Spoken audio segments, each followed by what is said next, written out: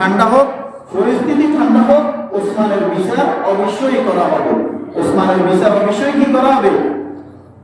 ওসমান হত্যার বিচার অবশ্যই করা হবে। ওসমান হত্যার বিচার অবশ্যই করা হবে।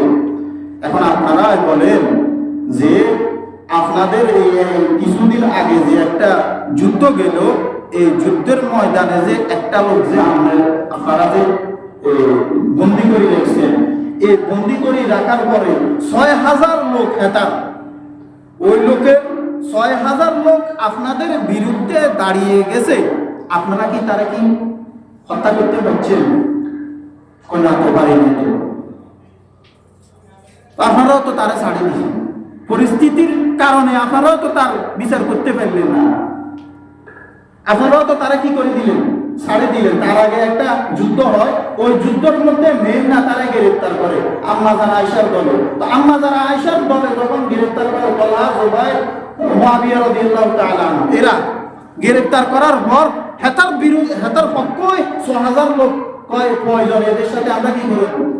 যুদ্ধ করব। তো কাকা কয় আলী রাদিয়াল্লাহু তাআলা আনহুর পক্ষ থেকে যে মুখপাত্র আছে, ওই মুখপাত্র কাকা বলতেছে যে আপনারাই তো কিছুদিন আগে যে যুদ্ধটা গেল, এই যুদ্ধের মেন লিডারকে আপনারা গ্রেফতার করছেন। গ্রেফতার করার পর আপনারা তার বিচার করতে পারেন না।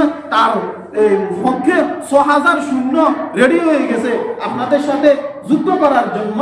পরে পরিস্থিতির ফর্মালিটি রক্ষা করার জন্য, পরিস্থিতি ঠান্ডা হওয়ার জন্য আপনারাও তো তার বিচার করতে পারলেন না। সাথে সাথে ওই সন্ত্রাসটাকে আপনারা ছাড়ে দিতে বাধ্য হয়েছে। তো একই নিয়মে কেমনে আলী রাদিয়াল্লাহু তাআলা আনহু এখন খলিফা হলেন, কিন্তু আলী রাদিয়াল্লাহু তাআলা আনহু খলিফা হওয়ার পরে ওসমান রাদিয়াল্লাহু তাআলা আনহুর বিচার, তার হত্যাকারীদের বিচার কিভাবে করব? আপনারা বলেন। আপনারা ওইভাবে তারা ছাড়িয়ে দিয়েছেন। ওসমান রাদিয়াল্লাহু তাআলা আনহু যে এখন পরিস্থিতি ঠান্ডা হওয়ার যেন হয়, এই জন্য বিচারটা তিনি করতেছেন না, বিচারটা করবেন। আপনারা যদি ওইখান দিয়ে যদি তারা ছাড়িয়ে দিতে পারেন, আলী কেন পারবে না? আপনারা তো তারা ছেড়ে দিলেন। আলী বলতেছে তো আমি তো বিচার করবো না, একথা বলি না, আমি বিচার করবো, কিন্তু পরিস্থিতি একটু কি হবে? ঠান্ডা হবে। তাহলে তো সুন্দর, আপনার কথা তো অনেক সুন্দর, যুক্তি সম্মত কথা। এটা কি কার কথা? এটা আলী রাদিয়াল্লাহু তাআলা আনহুর কথা। ওই কথা তো সুন্দর। হ্যাঁ, আমাদের দরকার নাই ঝগড়া ঝাগড়ি করার, ফিতনা ফাসাদ করার। আমরা এক টেবিলে বসি, এই ব্যাপারে পরামর্শ করি। এই ব্যাপারে কি করি? পরামর্শ করি।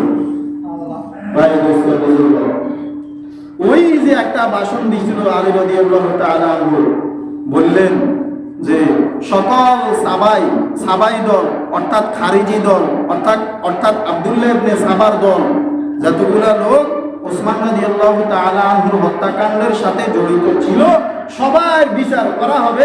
আলী রাদিয়াল্লাহু তাআলা আনহু জনগণের উদ্দেশ্যে যে ভাষণটা দিয়েছেন, ওই ভাষণটা আব্দুল্লাহ ইবনে সাবার দল, অর্থাৎ খারিজিদের যে গ্রুপ আছে, মুনাফিকের যে গ্রুপ আছে, এই গ্রুপের মানি লেগেছে।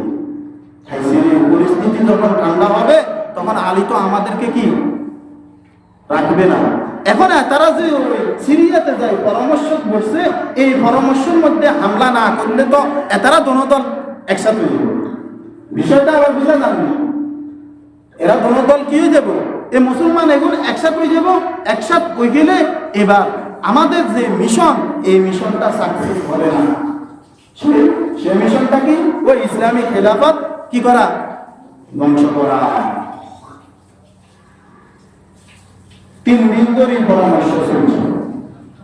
কতদিন ধরে? 3 দিন ধরে পরামর্শ চলছে।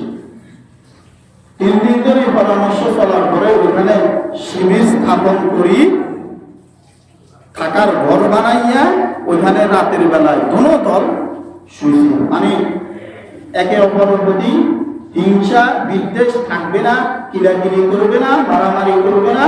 আমরা খলিফার কথা মেনে নিব। ওই কাকা হযরত আলী রাদিয়াল্লাহু তাআলা আনহুর পক্ষ থেকে যে মুখপাত্র কাকারে পাঠাইছে, সেই কাকার কথাটা তারা কি করলো? মেনে নিল যে আলী রাদিয়াল্লাহু তাআলা আনহু খলিফাতুল মুসলিমিন হযরত আলী বলছেন এদের প্রত্যেকের বিচার করা হবে, আপনারা একটু কি থাকেন, শান্ত থাকেন। এই ব্যাপারে পরামর্শ হয়েছে, ব্যাস একে অপরের সাথে যুদ্ধ লাগবে না, কথা শেষ, ঠান্ডা।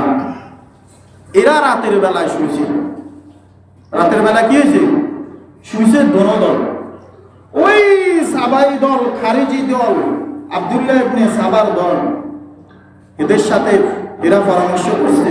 পরামর্শ করে দুই দলে বিভক্ত হয়েছে। কয় দলে? দুই দলে বিভক্ত হইয়া রাতের অন্ধকারে এই আম্মাজান আয়েশার দলের উপর আঘাত করছে। হযরত আলী রাদিয়াল্লাহু তাআলা আনহুর যে দল আছে ওই দলের উপর আঘাত করছে। আঘাত করি অসংখ্য অগণিত সাহাবাই আজমাইনদের সাথে তারা যুদ্ধ করেছে। যুদ্ধ লাগার পরে দেখলো যে ৭০ জন সাহাবী শহীদ হয়ে গেছে। প্রথমে কতজন? ৭০ জন সাহাবী ওই যুদ্ধের ময়দানে কি হয়ে গেছে? শহীদ হয়ে গেছে। বেজাল লাগাই দিছে কনে? আব্দুল্লাহ ইবনে সাবার দল। তোমরা ইয়েনে পরামর্শ করছো, পরামর্শটা কোনো কাজের মতো নয়, তারা তোমার লগে বেঈমানি করছে।